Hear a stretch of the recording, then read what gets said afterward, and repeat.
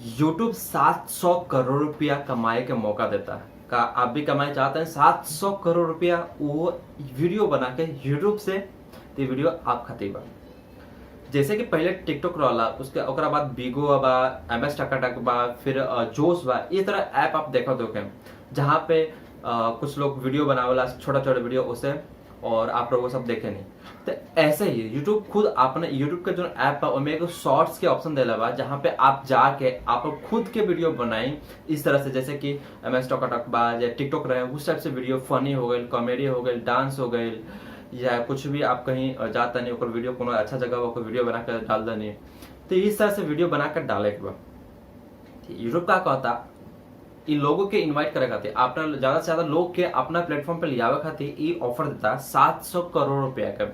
उनमें का होए कि जैसे कि आप वीडियो बनाते हैं, आपके वीडियो वायरल हो गए, बहुत सारा लोग देखा था, पसंद करता, तो यूट्यूब कहता है कि 2 साल यानी 2021 और 22 के बीच में वो 700 करोड़ रुपया का जो फंड बा उस सब क्रिएटर के दी। क्रिएटर मतलब क्या होला कि जो वीडियो बनाता है वो क्रिएटर होला। तो जेकर वीडियो अच्छा रही ओकरा के हर महीना, जैसे कि मान के चले हजारों लाखों लोग वीडियो बनावता, तो हर महीना उनसे कुछ हजारों लोग को चुनी यूट्यूब और ओकरा के वो पैसा दी। पैसा कितना दिया अभी बतावले नहीं, लेकिन टोटल पैसा 700 करोड़ रुपया बा। तो अगर आप इंटरनेट से पैसा कमाना चाहता है, यूट्यूब से पैसा कमाना चाहता नहीं, तो जरूर यही आपके खातिर बहुत ही अच्छा मौका। अगर आपके शॉर्ट्स वायरल हो गए तो पैसा मिलवे करिए, लेकिन उसके साथ साथ में क्या बा कि अगर सब्सक्राइबर आपके अच्छा हो गए, बहुत सारे सब्सक्राइबर हो गए, तो फ्यूचर में आप वीडियो बनाकर, बड़ा वीडियो भी बनाकर एड से यानी प्रचार से पैसा कमा सकनी। अभी के प्रचार का वाला ओकर खातिर अलग एगो वीडियो बनल बनी, ओकर लिंक डिस्क्रिप्शन में बा, आप जाकर देख सकनी कि यूट्यूब के पैसा देला। तो ये बहुत ही अच्छा मौका बा आप खातिर कि आप 700 करोड़ रुपया में जितना चाहिए आप बिटोर ली।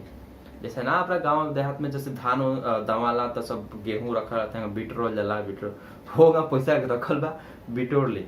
तो बहुत ही अच्छा मौका बा यूट्यूब से पैसा कमाए खातिर। अगर ये तरह के इंटरनेट से यूट्यूब से आप पैसा कमाए चाहता नहीं, सीखल चाहता नहीं, तो अभी का अभी हमारा चैनल सब्सक्राइब कर लें और हमारे चैनल पर जाकर देखिए कि कितना सारा वीडियो बा इंटरनेट से पैसा कमाए के। बहुत सारा तरीका बा इंटरनेट से पैसा कमाए थे। अभी कभी वीडियो को लाइक कर दी, चैनल को सब्सक्राइब जरूर करिए, वहाँ पे फिर वो घंटी है, घंटी पे क्लिक करके ऑल पर जरूर क्लिक करें, जैसे कि कोनो भी वीडियो डाले ओकर नोटिफिकेशन आपके मिले।